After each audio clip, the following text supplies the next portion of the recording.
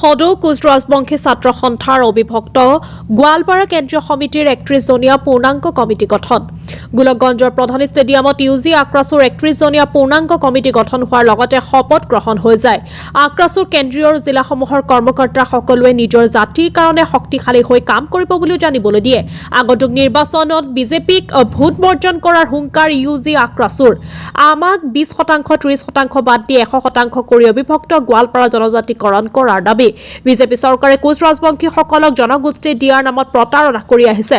বাৰে বাৰে কোচ ৰাজবংশী জনগোষ্ঠীক প্ৰতাৰণা কৰা মানি লোৱা নহ'ব। লোকসভা নিৰ্বাচনৰ আগমুহূৰ্তত যদি জনজাতিকৰণ নকৰে তেনেহ'লে বিজেপিক ভোট দিয়াৰ পৰা বৰ্জন কৰা হ'ব বুলি সকীয়াই দিয়ে ইউজি আক্ৰাছুৰ কেন্দ্ৰীয় সমিতিয়ে। আজি আমাৰ আছিলে শপত গ্ৰহণ অনুষ্ঠান।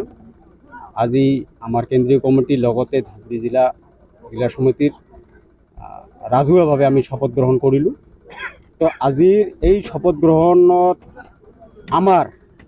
আমি এইটোৱে প্ৰতিজ্ঞাবদ্ধ হ'লোঁ যে কোচ ৰাজবংশী জনগোষ্ঠীক আগতে কংগ্ৰেছ চৰকাৰে হওক বা আজিৰ দিনত বিজেপি চৰকাৰে এই কোচ ৰাজবংশী জাতিটোক যেনেদৰে প্ৰতাৰণা কৰি আছে, আগন্তুক দিনত আমি আজি প্ৰতিজ্ঞাবদ্ধ হৈছোঁ যে বিজেপি চৰকাৰ যদি কোচ ৰাজবংশী জনগোষ্ঠীৰ জ্বলন্ত সমস্যাবিলাক সমাধান কৰাৰ ক্ষেত্ৰত যদি বাৰে বাৰে কৰাৰ দৰে এইবাৰেও আমাক প্ৰতাৰণা কৰে বা জনজাতিকৰণৰ বিষয়টো অবিভক্ত গোৱালপাৰা কোচ ৰাজবংশী জনগোষ্ঠীখিনিক জনজাতিকৰণ কৰাৰ ক্ষেত্ৰতো কোনো অসুবিধা নাই। এইখিনি আমি জানো, আগতে সিদ্ধান্ত লৈছে চৰকাৰে। গতিকে এই কোচ ৰাজবংশী জনগোষ্ঠীটোক এতিয়া আৰু প্ৰতাৰণা কৰা সহ্য কৰা নহ'ব। যদি এই লোকসভা নিৰ্বাচনৰ আগতে আমাৰ জাতি কোচ ৰাজবংশী জনগোষ্ঠীক যদি জনজাতিকৰণ নকৰে তেনেহ'লে আমি প্ৰত্যেকখন গাঁৱত বিজেপিৰ বিৰুদ্ধে আমি আমাৰ ৰাইজখিনিক সতৰ্ক কৰিম যে বিজেপি চৰকাৰক ভোট বৰ্জন কৰিব লাগে। আমি ইয়াতকৈ বহুত আৰু পদক্ষেপ ল'ম। গতিকে মই কৈছোঁ আমাৰ দাবীখিনি চৰকাৰে আমাৰ লগত ৰাজনীতি কৰিব নালাগে। চৰকাৰে কোচ ৰাজবংশী জাতি বা জাতীয় সংগঠনবিলাকক আন্দোলনকাৰী হিচাপে ভাবিব নালাগে। আমি আন্দোলনকাৰী নহয়, আমি বিশ্ব মহাবীৰ চিলাৰৰ উত্তৰাধিকাৰী হয়। আমাৰ হাৰিয়া ৰাজ্য কোচ ক্ষমতাবোৰ ৰাজ্য চৰকাৰ দিবই লাগিব। আমাৰ জনজাতিকৰণ কৰিবই লাগিব। কোচ ৰাজবংশী ভাষা ভাৰতীয় সংবিধানৰ ৮ম অনুসূচীত অন্তৰ্ভুক্ত কৰিবই লাগিব। অন্যথা কোচ ৰাজবংশী জাতি বহি নাথাকে।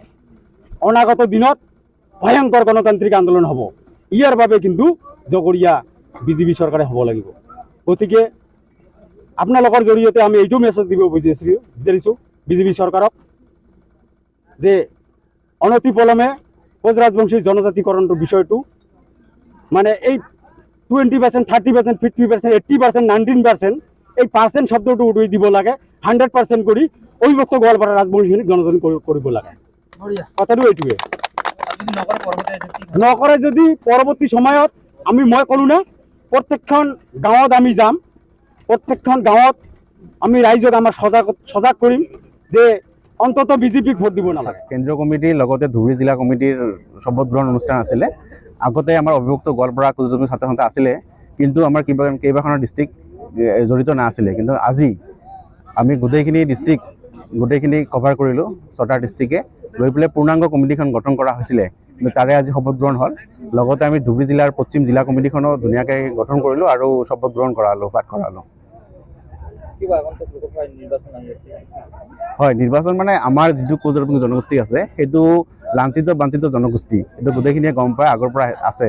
কিন্তু এইবাৰ আমি ষ্ট্ৰং পদক্ষেপ ল'ম। যদি আমাৰ জনগোষ্ঠীৰ উন্নতিৰ তাগিদাত কোনো দল সংগঠন বা কোনো পলিটিকেল লিডাৰে আমাক নাচায়, কিন্তু তাৰ আমি প্ৰতিনিধিত্ব দিবই লাগিব।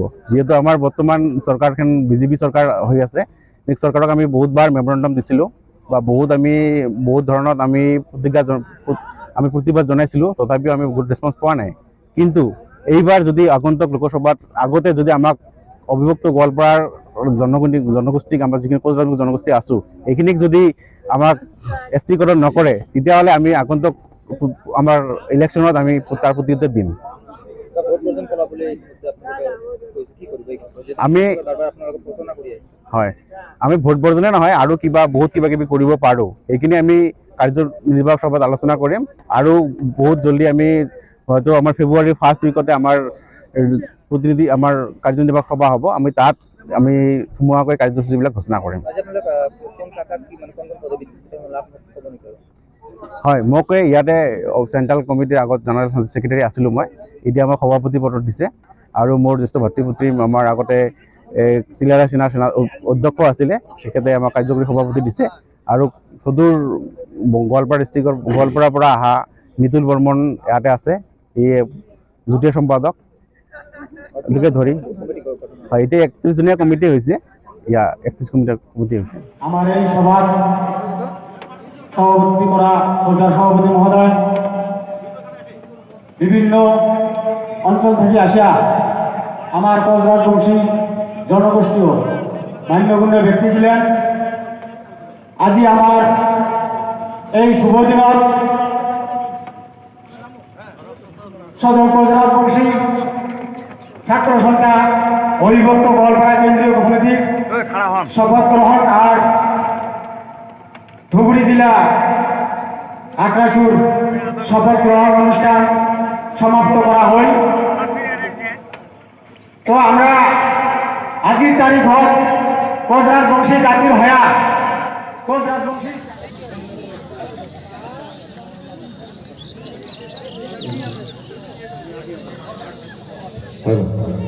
স্কুল থেকে চোৱা কাৰণে পুৰে ভিডিঅ' নিয়ে ঠিক আছে। আমরা কার্যসূচি গ্রহণ করিয়াছি। 1 নম্বর কার্যসূচি আমরা 2 হাতি চলো অভিযান। যদি বিজেপি সরকার আমার দাবি কোচ রাজবংশী জনগোষ্ঠীর জনজাতিকরণ, কোচ রাজবংশী জাতির হারিয়ে যাওয়া ক্ষমতাপূর্ণ রাজ্য পুনর্গঠন, কোচ রাজবংশী ভাষা ভারতীয় সংবিধান 8ম অনুচ্ছেদ অন্তর্ভুক্তকরণ, এই দাবি যদি বিজেপি সরকারে যদি পূরণ না করে 80 থাকা এমপি ইলেকশন বিজেপির গতি ধরামরক করে দেব, এটাই আমার হুঙ্কার। তো পরবর্তী সময়ত আমরা কেন্দ্রীয় কার্যনির্বাহক সভা আমার সিদ্ধান্ত রাজকীয়ভাবে ঘোষণা করব, এটাই মোর কথা। যে না হোক শ্রদ্ধার অসমবাসী রাইজ, আমার আগন্তুক দিনত তোমরা সহায় সহযোগিতা আমার একান্ত প্রয়োজন। গতিকে জাতির ভয়া আমরা করে যাব, আমার কোনো কুণ্ঠাবোধ নাই, আমার কোনো ভয় নাই। জাতি আগত, তারপরে দেশ আগত, তারপরে নেতা পাশত, সরকার বিজেপি। এইবার কোচ রাজবংশী জাতি ভোট বর্জন করা লাগবে এমপি ইলেকশন। এই পর্যায়ে আমরা গাঁয়ে ভুঁয়ে গাঁৱত থেকে আমৰা তুলি ধৰ্ম প্ৰত্যেকেৰ গাঁৱত আমাৰ ইতিমধ্যে আঞ্চলিক আছে। এই আঞ্চলিকগুলোৰ জড়িয়ে প্ৰত্যেকেৰ গাঁৱত আমৰা যাবো যে বিজেপিকে এইবাৰ এমপি নিৰ্বাচনত ভোট বৰ্জন কৰা লাগে যদি আমাৰ সমস্যাৰ সমাধান না কৰে। ধন্যবাদ। কেন্দ্ৰীয় কমিটিৰ লগতে ধুবুৰী জিলা কমিটিৰ আগতে আমাৰ অভিযুক্ত গোৱালপাৰা ছাত্ৰ সংখ্যা আছিলে, কিন্তু আমাৰ কেইবাখনৰ ডিষ্ট্ৰিক্ট জড়িত নাছিলে। আজি আমি গোটেইখিনি কভাৰ কৰিলোঁ 6টা ডিষ্ট্ৰিক্টে গৈ পেলাই পূৰ্ণাংগ কমিটিখন গঠন কৰা হৈছিলে, তাৰে আজি শপত গ্ৰহণ হ'ল। লগতে আমি ধুবুৰী জিলাৰ পশ্চিম জিলা কমিটিখনৰ ধুনীয়াকৈ গঠন কৰিলোঁ আৰু শপত গ্ৰহণ কৰা হ'লোঁ। কিবা আগন্তুক লোকসভা নিৰ্বাচন আহি আছে, হয়, নিৰ্বাচন মানে আমাৰ যিটো জনগোষ্ঠী আছে সেইটো লাঞ্ছিত বাঞ্ছিত জনগোষ্ঠী, গোটেইখিনিয়ে গম পায় আগৰ পৰা আছে। কিন্তু এইবাৰ আমি ষ্ট্ৰং পদক্ষেপ ল'ম। যদি আমাৰ জনগোষ্ঠীৰ উন্নতিৰ তাগিদাত কোনো দল সংগঠন বা কোনো পলিটিকেল লিডাৰে আমাক নাচায়, কিন্তু তাৰ আমি প্ৰতিনিধিত্ব দিবই লাগিব। যিহেতু আমাৰ বৰ্তমান চৰকাৰখন বিজেপি চৰকাৰ হৈ আছে, এই চৰকাৰক আমি বহুতবাৰ মেমৰেণ্ডাম দিছিলোঁ বা বহুত ধৰণত আমি প্ৰতিবাদ জনাইছিলোঁ, তথাপিও আমি ৰেছপন্স পোৱা নাই। কিন্তু এইবাৰ যদি আগন্তুক লোকসভাত আগতে যদি আমাক অভিযুক্ত গোৱালপাৰাৰ জনগোষ্ঠীক আমাৰ যিখিনি উপজাতি জনগোষ্ঠী আছোঁ সেইখিনিক যদি আমাক এষ্টিকৰণ নকৰে, তেতিয়াহ'লে আমি আগন্তুক আমাৰ ইলেকশ্যনত আমি তাৰ প্ৰতিনিধিত্ব দিম। ভোট বৰ্জন কৰা বুলি ইতিমধ্যে আপোনালোকে কৈছে, কি কৰিব এই ক্ষেত্ৰত, যিহেতু বিজেপি চৰকাৰ বাৰ বাৰ আপোনালোকক প্ৰতাৰণা কৰি আহিছে? হয়, আমি ভোট বৰ্জনে নহয় আৰু বহুত কিবা কিবি কৰিব পাৰোঁ, সেইখিনি আমি কাৰ্যনিৰ্বাহক সভাত আলোচনা কৰিম আৰু বহুত জলদি আমি হয়তো আমাৰ ফেব্ৰুৱাৰীৰ ফাৰ্ষ্ট উইকতে আমাৰ প্ৰতিনিধি আমাৰ কাৰ্যনিৰ্বাহক সভা হ'ব, আমি তাত আমি ধুমুহাকৈ কাৰ্যসূচীবিলাক ঘোষণা কৰিম। আজি আপোনালোক কোন কাকাক কি মানে কোন পদবীত দিছে তেওঁ লাভ ক'ব নেকি অলপ?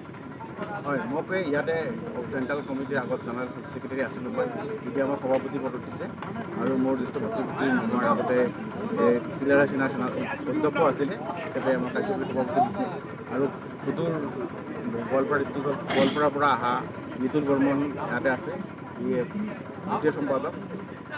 আৰু কিমানজন কমিটি গঠন হ'ল? এতিয়া 31জনীয়া কমিটি হৈছে।